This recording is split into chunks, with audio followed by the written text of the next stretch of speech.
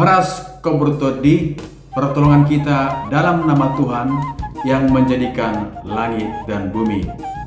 Sahabat sekalian, berjumpa lagi dengan saya, Romo dan Risman Setanggang Okarm. Kita bersama-sama belajar tentang isi syahadat iman, dan kita sudah melihat pada sesi yang lalu bahwa Allah mewahyukan atau memperkenalkan dirinya kepada Musa dalam semak yang menyala tetapi tidak terbakar. Kali ini kita akan melihat perjalanan bangsa Israel selanjutnya, bagaimana mereka mengimani Allah yang adalah Aku adalah Sang Aku. Ternyata dalam sejarah perjalanan hidup bangsa Israel tidak setia kepada Allah. Dalam kitab Keluaran pasal 32, di sana dikisahkan bagaimana Israel telah beralih dari Allah yang sesungguhnya dan yang benar kepada penyembahan berhala dalam emas tuangan yang dibuat oleh Harun karena diminta oleh mereka, yakni Israel. Allah sesungguhnya menjadi murka, tetapi Musa dengan sepenuh hati memohon dengan sangat agar Allah tidak menjatuhkan murkanya kepada Israel. Walaupun ketika Musa turun dan melihat peristiwa itu, bahwa nyata benar Israel telah menyembah berhala, Musa juga sangat marah. Padahal ia baru turun dari Gunung Sinai menerima 2 loh batu yang berisi tentang 10 perintah Allah. Musa karena saking marahnya melemparkan 2 loh batu itu yang ia terima ke kaki gunung itu. Ia sangat kecewa dengan Israel. Namun demikian, Musa tetap memohon kepada Allah agar Allah tidak menjatuhkan murkanya, tidak membinasakan orang-orang Israel. Sahabat, Allah pada akhirnya mendengarkan ratapan permohonan Musa, dan Allah bersedia berjalan bersama dengan bangsanya yang tidak setia itu. Pada Keluaran pasal 32 ayat 34, di situ dikatakan, Allah berkata kepada Musa, "Tetapi pergilah sekarang, tuntunlah bangsa itu ke tempat yang telah kusebutkan kepadamu. Aku akan berjalan malaikatku di depanmu, tetapi pada hari pembalasanku itu, aku akan membalaskan dosa mereka kepada mereka."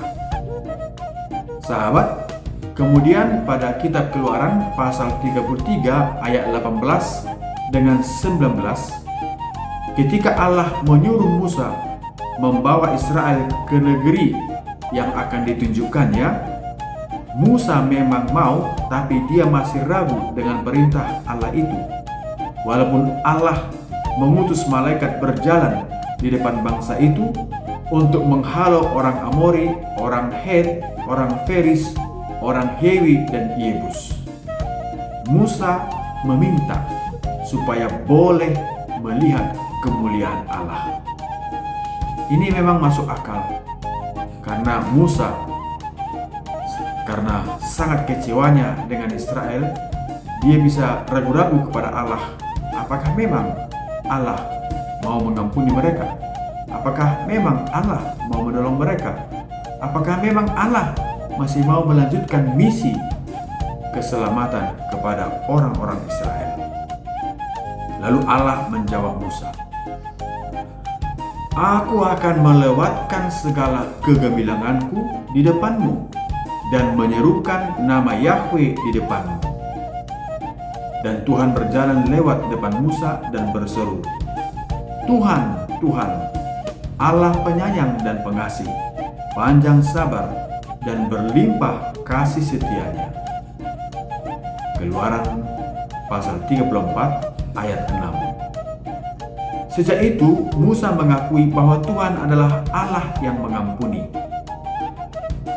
Masih dalam pasal 34 ayat 9 dikatakan, segeralah Musa berlutut ke tanah, lalu sujud menyembah serta berkata, jika aku telah mendapat kasih karunia di hadapan-Mu ya Tuhan, berjalanlah kiranya Tuhan di tengah-tengah kami, sekalipun bangsa ini suatu bangsa yang tegar tengkuk, tetapi ampunilah kesalahan dan dosa kami, ambillah kami menjadi milik-Mu. Inilah ucapan syukur sekaligus permohonan Musa. Sahabat sekalian, nama Allah Aku Ada atau Ia Ada menyatakan kesetiaan Allah. Walaupun manusia tidak setia karena dosa-dosanya, Allah sebagaimana dalam Keluaran pasal 34 ayat 7 dikatakan, Allah mengasihi beribu-ribu keturunan. Allah juga mewahyukan dirinya sebagai Allah yang murah hati. Dalam surat Paulus kepada umat di Efesus pasal 2 ayat 4 dikatakan, tetapi Allah yang kaya dengan rahmat, oleh karena kasih-Nya yang besar yang dilimpahkannya kepada kita. Dan akhirnya Allah sampai menyerahkan putranya, yakni Yesus Kristus, kepada dunia. Yesus mengorbankan kehidupannya untuk membebaskan kita dari dosa, dan saat itu juga Yesus sendiri menyandang nama ilahi itu. Kita bisa baca Yohanes pasal 8 ayat 28. Dikatakan demikian, apabila kamu sudah meninggikan anak manusia, kamu akan tahu bahwa Akulah Dia. Meninggikan artinya menyalibkan, karena salib itu adalah lambang kemenangan Kristus, di mana Kristus menyelamatkan kita dari kematian yang kekal.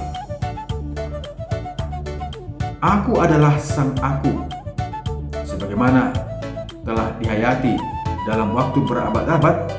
Iman Israel telah mengembangkan kekayaan Allah dan dapat menyelami Allah itu adalah Allah yang esa, hanya satu, dan Ia ada. Di samping Allah tidak ada Allah yang lain. Yesaya pasal 44 ayat 6. Beginilah firman Tuhan, Raja dan Penebus Israel, Tuhan semesta alam. Akulah yang terdahulu dan Akulah yang terkemudian. Tidak ada Allah selain daripadaku. Sahabat sekalian, Allah yang menciptakan langit dan bumi, dalam Mazmur 102 ayat 27-28 dikatakan, semuanya akan musnah, tetapi Engkau tetap sama. Hidupmu tidak akan berakhir. Yakobus pasal 1 ayat 17. Padanya tidak ada perubahan dan tidak ada kegelapan. Jadi, Dialah yang ada dari dahulu dan untuk selama-lamanya, dan dengan demikian Ia tetap setia kepada dirinya sendiri dan juga kepada perjanjiannya, yakni menyelamatkan umat manusia. Sahabat sekalian, apalah kesimpulannya? Pertama, Allah adalah kepenuhan keberadaan dan kesempurnaan tanpa awal dan akhir. Sementara segala makhluk ciptaan menerima segala-galanya, keberadaan dan milik mereka dari Dia. Hanya Ia sendiri merupakan keberadaannya dan memiliki dari Allah sendiri. Keberadaan kita hingga sekarang, hingga di zaman yang modern ini, entah kita punya rezeki yang luar biasa atau cukup saja, semuanya dari Allah. Yang kedua, pada masa prapaskah ini, mari kita tetap melakukan laku tapa, menyadari kefanaan diri kita, supaya kita tetap hanya menggantungkan kepada Allah saja, yakni Aku adalah Sang Aku yang memberikan kehadirannya bersama kita, yang setia kepada kita, yang mengampuni kita dan yang mencintai kita. Tetap kita menjaga suasana hati untuk tobat dalam rangka menjalani masa prapaskah. Shalom. Pertolongan kita dalam nama Tuhan yang menjadikan langit dan bumi.